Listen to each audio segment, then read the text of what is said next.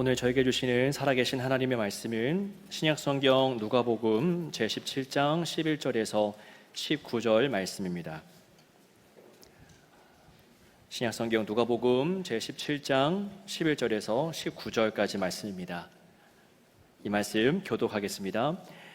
예수께서 예루살렘으로 가실 때에 사마리아와 갈릴리 사이로 지나가시다가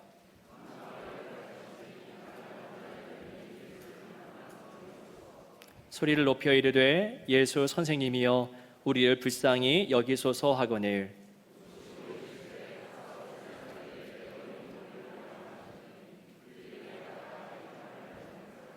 그 중에 한 사람이 자기가 낳은 것을 보고 큰 소리로 하나님께 영광을 돌리며 돌아와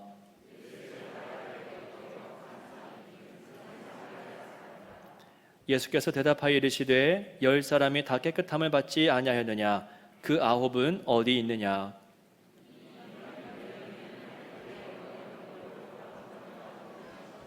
함께 읽겠습니다. 그에게 이르시되 일어나 가라 내 믿음이 너를 구원하였느니라 하시더라. 아멘. 주님의 사랑과 평안이 한 주간 동안의 삶을 보내시고 이곳에 들어온 모든 분들에게 가득하기를 원합니다. 옆에 계신 분들에게 이렇게 축복하겠습니다. 주님이 당신과 함께 하십니다. 아멘. 우리가 믿고 사랑하는 예수님은 언제나 항상 다니셨던 분인 것을 알 수 있습니다.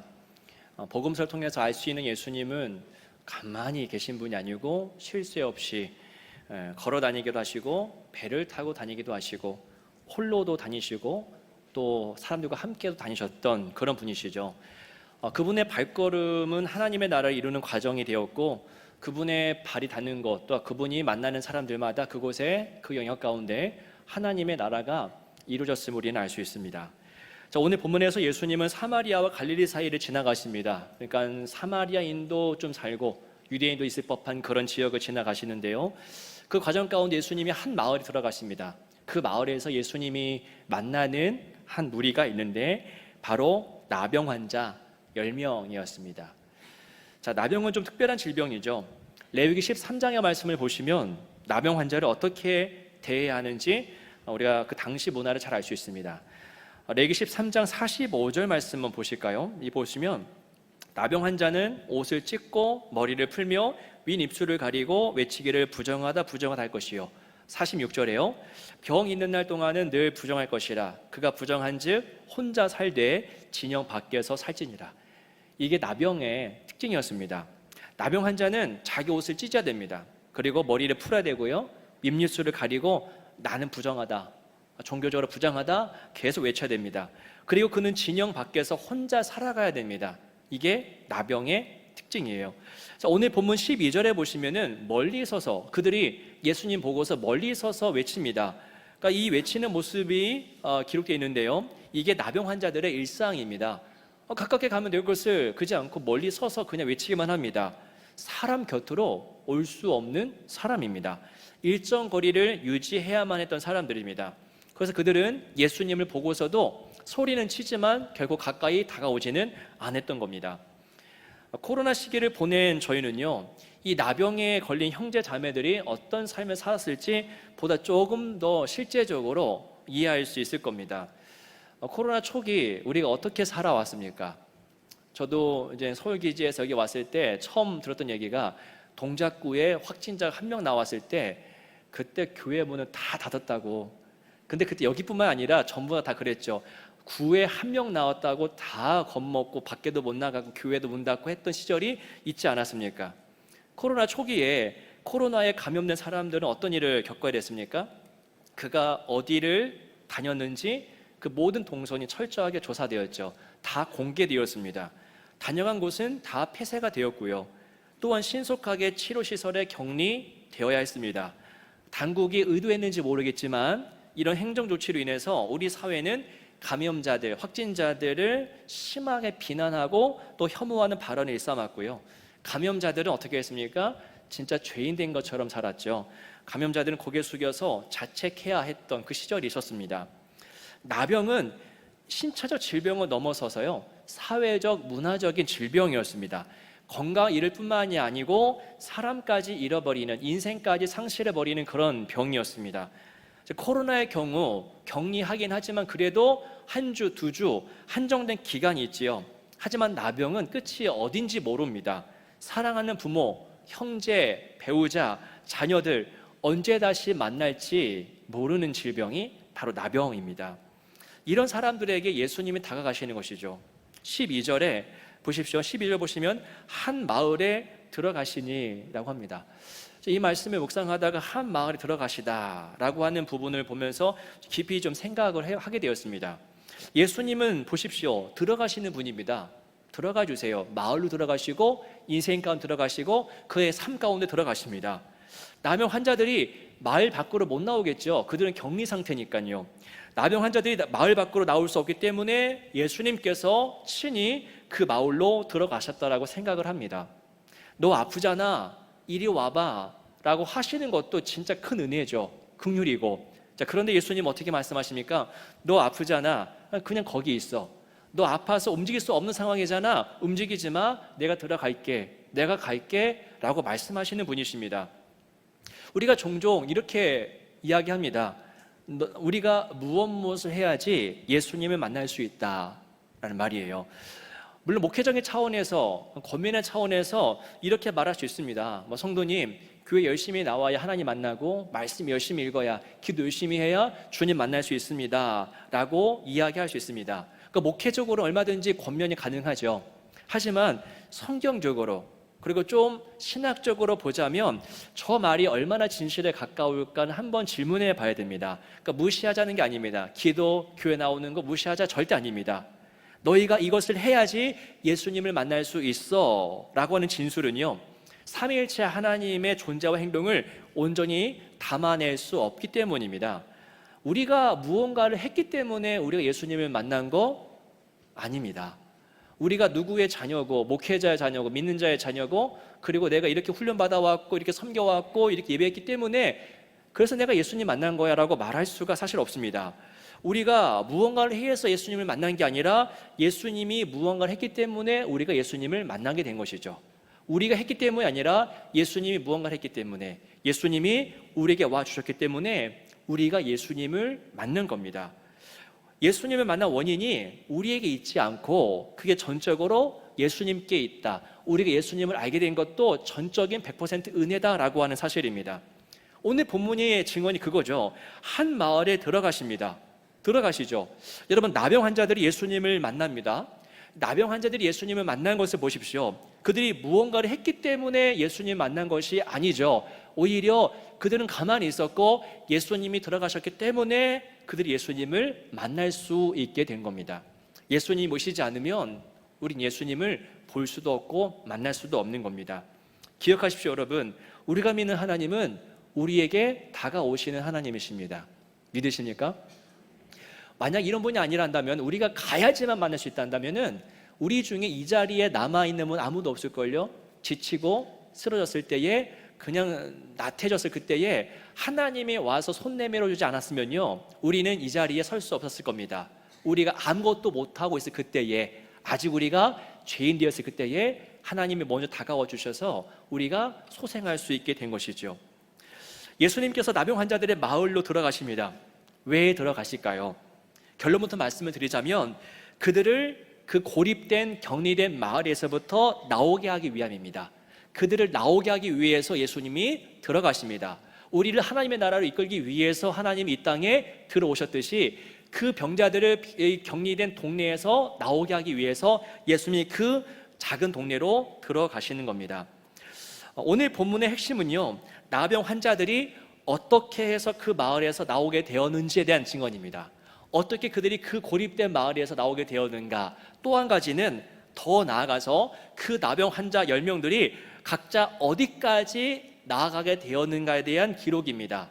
두 가지예요. 어떻게 해서 그 동네에서 나오게 되었는가고요. 두 번째는 그 10명의 각각의 사람들이 어디까지 멀리 나갈 수 있었는가에 대한 증언인데요, 오늘 설교 통해서 그 사실을 확인해 볼 겁니다. 나병 환자들이 예수님 보았을 때 그들이 뭘 할 수 있었습니까? 아무것도 없고 단 한 가지였는데요. 그럼 13절 말씀입니다. 같이 읽어보겠습니다. 시작. 소리를 높여 이르되 예수 선생님이여 우리를 불쌍히 여기소서 하거늘. 이것밖에 없죠. 외치는 것밖에 할 수 있는 게 없었습니다. 이들의 간절함 느껴져야 됩니다. 그 나병이니까 성대도 온전치 못했을 것인데 그 거친 그 성대의 목소리로 예수님 하면서 불쌍히 여기소서 하는 그 음성에 갖고 있는 그 간절함을 우리는 알 수 있어야 돼요. 삶을 잃어버리지 않았습니까? 가족도 못 만나는 상황입니다. 그런 인생 속에서 꿈을 잃어버린 그런 자들의 그 목이 터져라 외치는 그 소리에 담겨져 있는 그 안타까움과 절박함을 우리는 알 수 있어야 됩니다. 근데 우리는 그들의 그 간절함과 아픔과 절망, 탄식을 다 알 수가 없지요. 경험하지 못했기 때문입니다. 이들에게 다른 길은 없었습니다. 앞뒤 계산하지 않죠. 내가 소리치면은 창피할 텐데 그거 없습니다. 체면 차리지도 않습니다. 다시 오지 않을 이 기회의 순간 그들은 목청껏 예수의 이름을 부릅니다. 자, 이들이 우리보다 나은 것 같습니다. 이들이 우리보다 구원에 가까운 것 같지 않습니까? 이들은 자기의 처지를 알아요. 나는 불쌍히 여김을 받는 존재야 라는 것을 정확하게 압니다. 정확하게 알고요. 그리고 내가 누구를 의지해야 될지를 정확하게 아는 사람들입니다. 자기 처지를 알고 그리고 주님을 붙잡아야 된다는 이 두 가지 사실을 아는 것이 그게 구원이거든요. 근데 이 나병 환자들은 두 가지를 잘 알고 있습니다. 나는 도움이 필요하다. 도움을 주실 분은 여호와 하나님이시다. 오늘날 우리는 이 두 가지에서 모두 실패하고 있지 않은지 한번 생각해 보시기 바랍니다. 우리가 어떤 상황에 처해 있는지도 모르고 이때 누구를 의지해야 될지도 모른 채 살아갑니다. 우리도 지금 오직 예수의 이름을 부를 때죠. 보십시오. 우리의 눈과 귀와 입술 속에 예수의 향기가 얼마나 담겨져 있는가. 우리의 눈과 입술이 어디를 향하고 있는지, 우리의 눈과 입술은 지금 무엇을 말하고 있는지 보시기 바랍니다. 남의 허점, 누구 사람을 보든지 사건을 보든지 어디를 가든지 남의 허점을 들춰보고 있지는 않은지, 남을 비난하고 헐뜯는 그런 삶이 일상이 되어버리진 않은지, 우리의 눈과 입술은 무엇을 담고 있는지 보시기 바랍니다. 자신의 처지를 모르고 자기를 구원할 분을 잘 모를 때에 이런 비난과 또 원망하는 목소리가 커지기 마련입니다. 자기 처지를 정확하게 안다면요, 자기 눈으로 남의 허점을 볼 수가 없겠죠. 내가 지금 죽을 지경인데 어떻게 남의 허점을 보겠습니까? 예수만을 바라볼 것이고 자기 입술로 남을 비난하는 말을 내뱉는 것이 아니라 예수의 이름을 부르기에 바쁠 것입니다. 남의 눈에 작은 티에 그렇게도 방정맞게 우리가 반응한 이유가 뭘까요? 저 사람 봐라, 정말 저렇게밖에 못한다라고 하면서 방정맞게 반응한 이유가 뭐겠습니까? 왜냐하면 성경에 의하면 내 눈에 들보가 있다는 것을 모르기 때문입니다. 다 엄청난 들보가 있는데요, 자기 눈에 들보를 모르는 사람은 남의 눈에 조만한 티 하나 보고서 호들갑을 떠는 것이지요. 자기 몸에 똥 묻은 것을 모르는 개가 뭐 합니까? 겨워 묻은 게 보고 짖는 법이죠. 자기 눈에 들보를 알고요, 자기 몸에 묻은 것이 뭔지 안다면은 타인의 오점을 보면서 신랄하게 비판하지는 못할 겁니다. 내 것 챙기느라, 내 생명 챙기느라 바쁘겠지요. 여러분의 눈 지금 무엇을 담고 있습니까? 여러분의 입술은 지금 어떤 말을 양산해내고 있습니까? 이 10명의 나병 환자를 보십시오. 우리보다 나아 보입니다. 이들은 일제히 예수님만 눈으로 바라보았고요, 일제히 그들의 입술 통해서 예수의 이름만, 그러니까 불쌍히 여겨달라고 하는 간구만 드리고 있습니다. 나병 환자들의 외침에 예수님 어떻게 대답하십니까? 14절과 같이 말씀하시는데요, 14절을 같이 한번 읽어보겠습니다. 시작. 보시고 이르시되 가서 제사장들에게 너희 몸을 보이라 하셨더니 그들이 가다가 깨끗함을 받은지라. 네. 여러분, 레위기 14장에 의하면은 나병에 걸렸다고 의심되는 사람, 나병에 걸렸나? 라고 의심되는 사람, 그리고 나병에 걸렸다가 회복되는 과정 가운데 있는 사람, 이 두 종류의 사람은요, 누구를 만나게 되어 있냐면은 바로 제사장입니다. 제사장은 그가 나병에 걸린 게 맞는지 그 환부를 보면서, 몸 패인 것을 보면서 나병이다, 또는 이거는 그냥 가벼운 피부병이다 라고 말해 주었고요, 또한 나병에서 회복된 게 맞는지 아닌지도 그 환부를 보고 판단해 주었습니다. 그게 제사장이었습니다. 예수님의 말씀은 이런 구약을 배경으로 하는, 이 모든 것을 다 아우르는 좀 함축적인 말이죠. 예수님은 그들의 몸을 누구에게 보이라고 합니까? 제사장에게 가서 보이라고 합니다. 이게 무슨 의미입니까? 제사장에게 가라고 했던 것은요, 그들이 이 나병이 치유될 것을 함축적으로, 은유적으로 말하는 것이죠. 자, 예수님의 의도대로, 예수의 말씀대로 이들은 치유되었습니다. 근데 중요한 게 있습니다. 여러분, 그 말씀, 아까 그 말씀 어디입니까? 14절인데요 14절 말씀을 보십시오. 그들이 치유되었는데 질문 하나 드릴게요. 언제 치유되었습니까? 가다가입니다. 가다가. 가기 전도 아니고요, 가고 나서도 아니고 정확하게 가는 중에, 언젠지 모르겠지만 일단은 출발하고 나서 도착하기 전에 그 가는 중에 치유를 받았다는 것이죠. 이 부분 여러분 잘 보십시오. 이들은 낫고 나서, 내가 다 나았구나, 그 확인하고 나서야 제사장에게 달려갔던 것이 아니었습니다.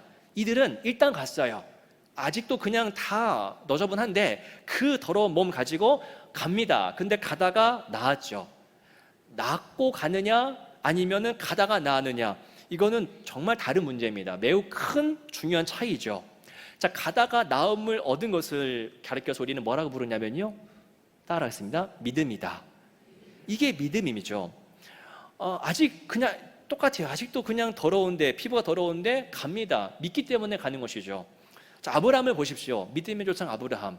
그가 어떻게 고향을 떠났습니까? 갈 바를 알고입니까? 성경 보면은 갈 바를 알지 못하고, 전혀 알지 못하고 주님의 가라시니까 고향, 친척, 아버지의 집 다 뒤로 하고 떠납니다. 그러니까 알고 간 게 아니에요. 내가 어디로 갈지도 모르고, 그리고 가게 되면 내가 뭘 얻을지도 모릅니다. 아무것도 모르는데 그냥 그는 믿고 갑니다. 그 행동이 바로 믿음이죠. 믿음이 바로 이런 겁니다. 믿음은 상황보다 예수의 그 인격, 예수의 말씀을 더 신뢰하는 것이죠.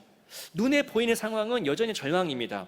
예수님께서 말씀하셨기 때문에 순종하는 것이, 그것이 믿음입니다.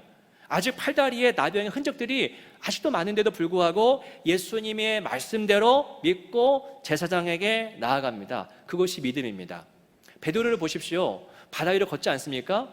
여전히 풍랑이 심각한데도 불구하고 예수님이 그래 걸어와 하니까 물 위로 걸어갑니다. 상황의 바다인데 상황보다 말씀이 우선되니까 그 믿음대로 나가는 겁니다. 10명의 나병 환자 모두 낫고 간 게 아니라 가다가 나음을 받았습니다. 그렇다면 여러분, 이 10명 중에 몇 명이 믿었던 것입니까? 10명 모두 믿었던 것이죠. 10명 모두 가다가 나음 받았으니까요. 믿지 않았으면은 여전히 나병의 흔적으로 가득한 자기의 팔다리를 바라보면서 절대로 제사장 앞으로 나아가지 않았을 것입니다. 이 광경 잘 보십시오. 예수님이 말씀하시고 10명의 나병 환자들이 일제히 그 마을에서 떠나가고 있습니다. 여러분, 예수님은 지금 이 10명의 나병 환자들을 그 마을에서 나오게 하고 계십니다. 그렇죠? 아까 말씀드렸듯이 그들을 끄집어내기 위해서 마을로 돌아가셨죠. 그들을 마을에서 나오게 하기 위해서 들어가신 겁니다. 고립된 곳, 평생 2등 시민으로 살아야 하는 곳, 가족 잃어버리고 삶도 잃어버리고 꿈도 잃어버린 그 모든 곳에서 그들을 나오게 하십니다. 그게 하나님이 이루신 일이죠. 자, 이들은 이제 일상의 삶을 살아갈 수 있습니다. 직업도 구할 수 있고요, 떳떳하게 가족들과 함께 거리를 다닐 수도 있겠죠. 예수님과의 만남으로 인해서 이 10명의 나병 환자 모두 그 고립된 곳에서부터 빠져나올 수 있었습니다. 놀라운 사건이죠. 근데 여러분, 사건은 여기서 끝나지 않습니다. 만약에 예수님의 의도가 10명을 그 마을에서 나오게 하는 것이 전부였다면, 그 10명을 단순히 질병에서 치유하는 것이 목적이었다면요, 오늘 본문은 14절에서 끝났을 겁니다. 그런데 이 사건은 14절에서 끝나지 않고요, 계속 15절, 16절 이어가고 있죠. 15절에 보시기 바랍니다. 새로운 사건이 등장합니다. 같이 한번 읽어보겠습니다. 시작. 그 중에 한 사람이 자기가 낳은 것을 보고 큰 소리로 하나님께 영광을 돌리며 돌아와. 전혀 새로운 어떤 국면이 시작되죠. 한 사람, 10명이 다 같이 어디론가 가고 있었겠죠. 그런데 그 중에 딱 한 사람이, 사마리아 사람이래요. 유대인도 아니고 사마리아 사람 한 사람이 가다가 길에서 멈춰섭니다. 그 다음에 방향을 완전히 돌리죠. 어디로요? 그가 돌아온 곳이 어디입니까? 예수 발 앞입니다. 예수께로 돌아와서 그가 한 행동이 무엇입니까? 16절 말씀을 보시면 그 한 행동은 이런데요. 같이 읽어보겠습니다. 이 부분만 시작. 예수의 발 아래에 엎드려 감사하니. 이겁니다. 10명 다 똑같은 것을 경험했어요. 상황 다 똑같아요. 똑같이 다 나음을 받았습니다. 그런데 10명 중에 돌아와서 감사 고백하는 사람은 10명이 아니었어요. 한 명만 이렇게 반응합니다. 모두 회복된 일상으로 달려가기 바빴을 그때에 이 한 사람만 예수의 발 앞에 엎드려서 거기서 감사합니다. 주님이 나를 살리셨습니다 라고 고백한다는 겁니다. 여기서 우리는 중요한 사실을 발견하죠.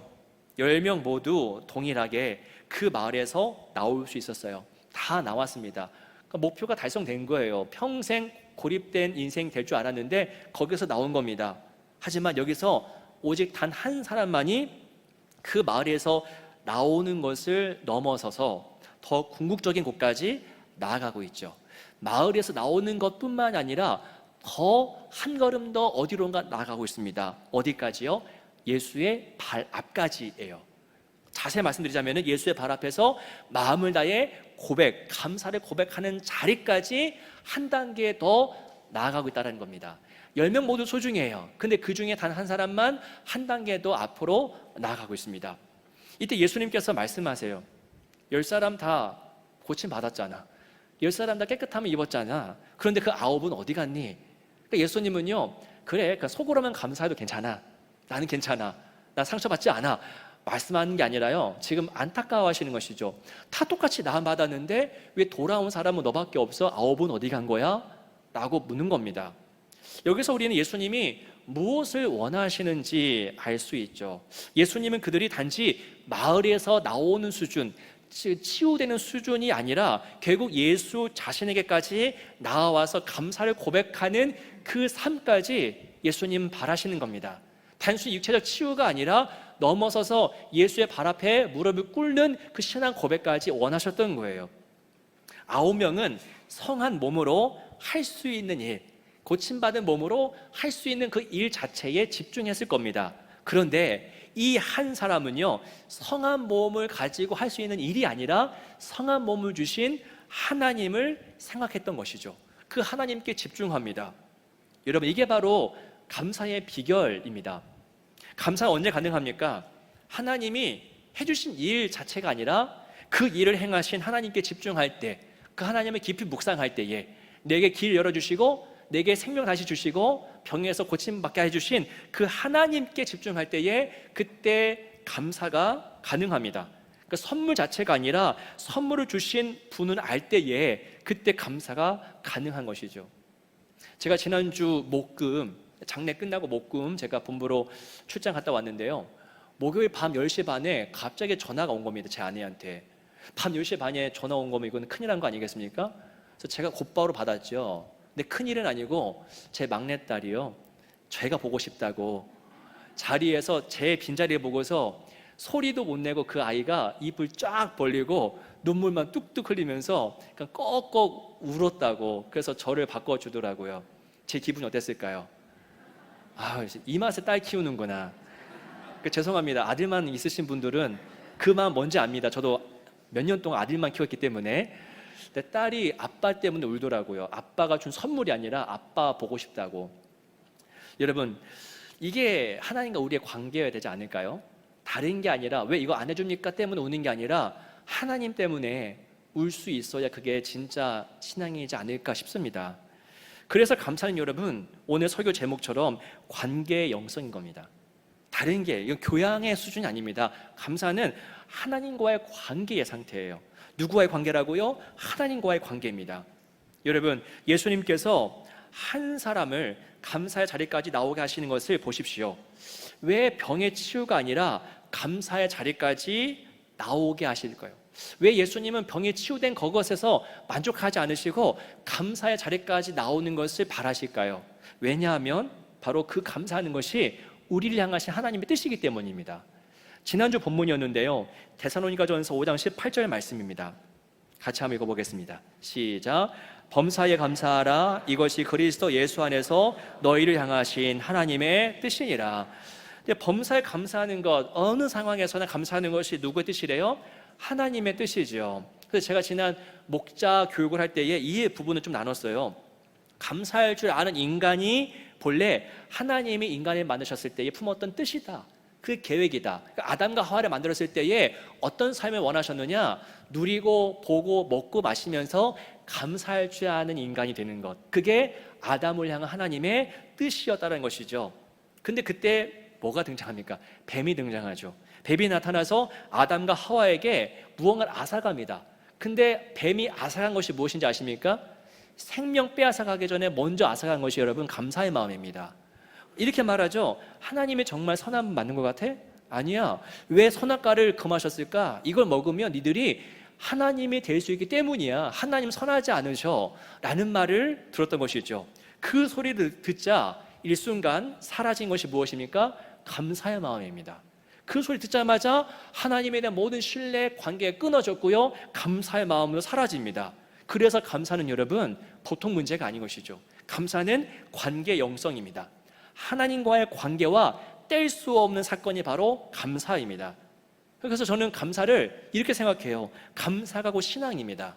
그리고 영적 상태를 잘 시각적으로 보여주는 것이 그가 지금 감사하는가 아닌가입니다. 여러분, 여러분의 눈과 귀와 입술을 한번 잘 관찰해 보십시오. 마음은 잘 보이지 않지 않습니까? 더 쉽게 여러분의 눈, 귀, 입술에 뭘로 가득 차 있는지 보시기 바랍니다. 거기서 신앙이 확인됩니다. 여러분의 눈은 지금 무엇을 보고 있습니까? 교회를 오셨을 때에, 사람을 만났을 때에, 무언가를 봉사할 때에 여러분은 그 사건, 그 상황, 그 사람 속에서 뭘 봅니까?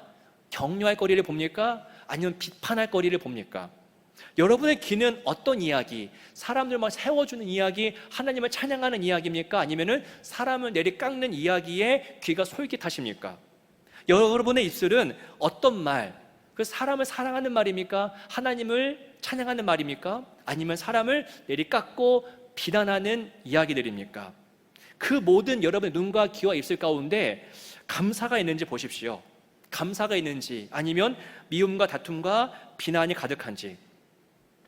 민수기 13장을 보시면요, 우리는 많은 것을 배울 수 있습니다.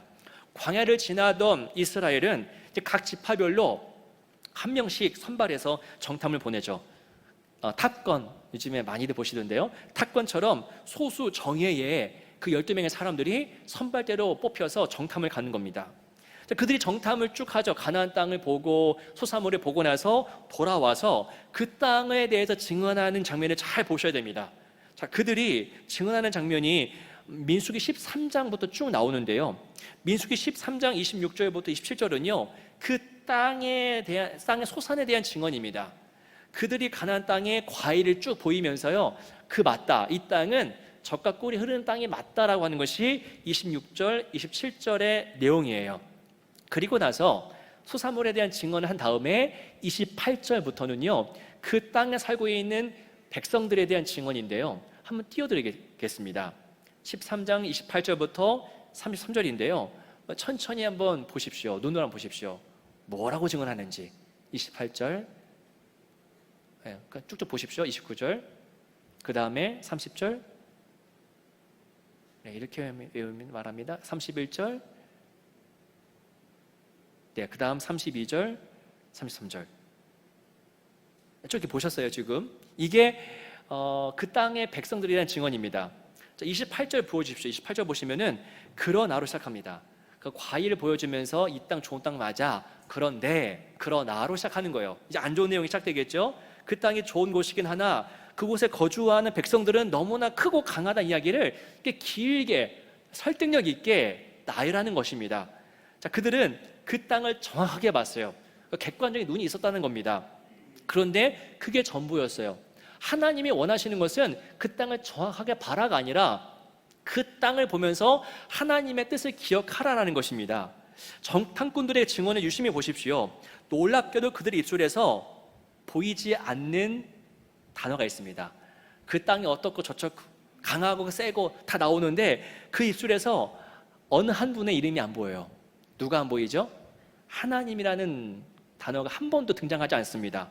그들은 하나님으로부터 보냄을 받은 자이나 정탐하는 과정 가운데 하나님은 전혀 의식하지 않은 것처럼 보입니다. 돌아와서는 하나님에 대한 이야기를 한 번도 꺼내지 않아요. 오직 그 땅이 얼마나 강한지만 이야기를 합니다. 하나님이 없습니다. 하나님과의 관계가 무너지자 감사의 고백 역시 증발하고 말죠. 그리고 그들의 증언을 들은 이스라엘 모든 백성들은 일제히 원망하기 시작합니다. 자, 이 정탐꾼들에 맞서서 누가 일어섭니까? 여호수아와 갈렙이죠.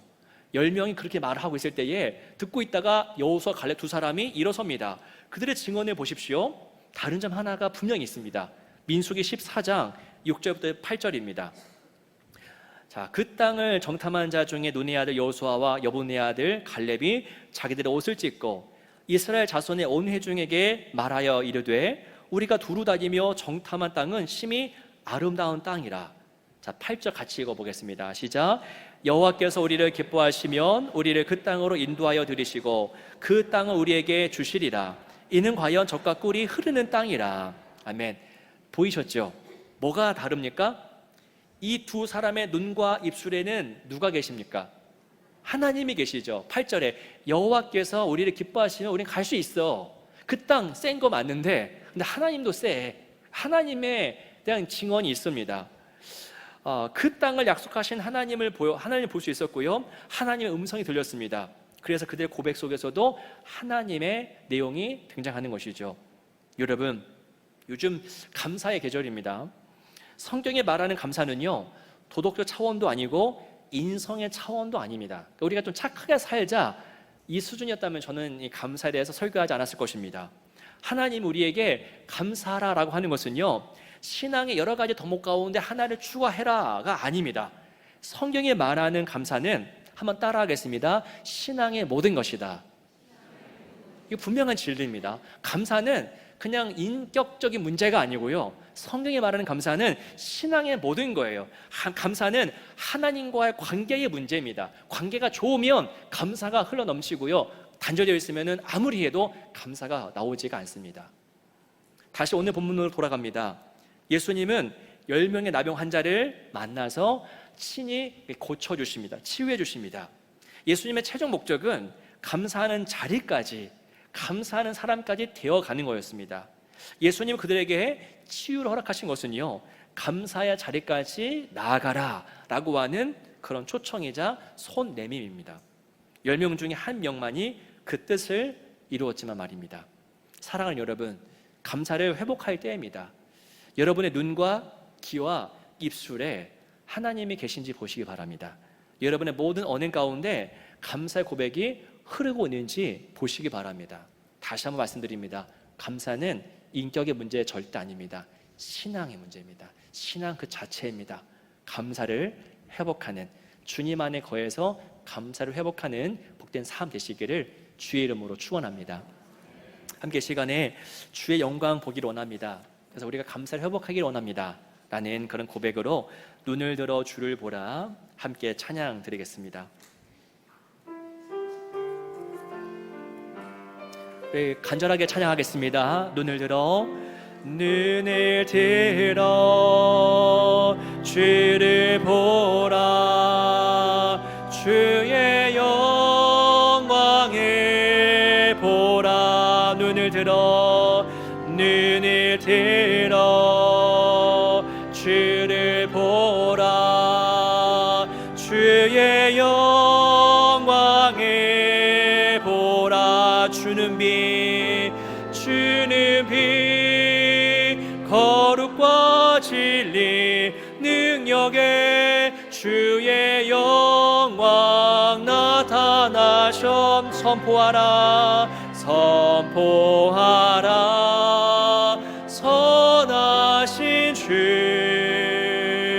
주의 인자는 영원함이라. 선포하라 선하신 주의 인자는 영원한. 눈을 들어 주를 보라, 눈을 들어 주를 보라, 주의 영광을 보라. 눈을 들어 눈을 들어 주를 보라. 주의 영광을 보라. 주는 빛이십니다. 주는 빛, 거룩과 진리 능력에 주의 영광 나타나셔. 선포하라, 선포하라. 선하신 주의 인자는, 주의 인자는 영원함이라. 선포하라, 선하신 주의 인자는 영원함이라. 아멘. 이 시간에 이 말씀을 이 말씀 가운데 정말 한 단어라도 내게 주신 그 감동이 있다면은 그 감동과 은혜를 붙잡고 기도했으면 좋겠습니다. 하나님, 내가 주님을 바라봄으로써 내 속에 하나님과의 관계가 회복되고 내 속에 감사의 영성이 회복되기를 원합니다. 각박한 내 심령, 메마른 내 심령을 다시 기경해 주셔서 감사로 충만한 그런 삶이 되게 해달라고 이제 다 같이 한번 기도하며 나가도록 하겠습니다. 기도하겠습니다. 살아계신 주 하나님 아버지, 이 시간 우리에게 말씀을 주시고 우리의 심령을 되돌아볼 수 있게 하신 주님, 우리의 마음이 너무나 메말라서 주님, 우리의 눈과 귀와 우리의 입술이 감사의 고백이 아니라 하나님의 영광이 아니라 주님 원망과 질투와 시기와 피난과 비판이 아버지 넘쳐나진 않았는지 아버지, 이 시간 우리가 우리의 삶을 되돌아보면서 회개하기를 원합니다. 주님, 고쳐주시옵소서. 우리의 망가진 심령을, 어두워진 마음을 다시 한번 고쳐주시어서 하나님과의 관계가, 깊은 관계가 회복되게 도와주시고 우리 인생 속에서 주님, 하나님을 향한 감사의 고백들이 넘쳐날 수 있도록 주님 도와주시옵소서. 우리 혼자의 힘으로 감사할 수 없습니다. 우린 그런 능력이 안 됩니다. 주여 오셔서 우리의 마음을 기경해 주셔서 주님의 뜻이 온전히 이루어지는 그런 삶, 감사가 회복되고 서로가 서로를 향해서 격려할 수 있는 그런 공동체가 될 수 있도록 주여 아버지 인도하여 주옵소서. 언제 어디서나 범사에 감사할 수 있는 우리의 삶이 되기를 간절하오나오니 주의 성령께서 각 성도의 삶 가운데 찾아가 주셔서 역사하여 주옵소서. 살아계신 주님, 이 감사의 계절에 우리가 계속해서 감사에 대한 말씀을 들으면서 우리의 내면을 돌아봅니다. 그런데 정말 우리는 범사에 감사할 수 없는 그 무능한 인격임을 고백할 수밖에 없습니다.